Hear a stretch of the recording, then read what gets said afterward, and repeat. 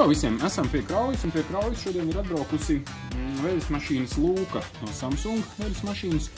Un šoreiz stāsts varbūt ne par pašu Lūku, te ir salūcis mazs plasmas smaliņu, un cilvēki mēģināja ielikt nagliņu vietā un mēģināja sataisīt pašu. Šoreiz tas nesanāca. Nesanāca, jāsūt jaunu detaļu, jāliek vietā.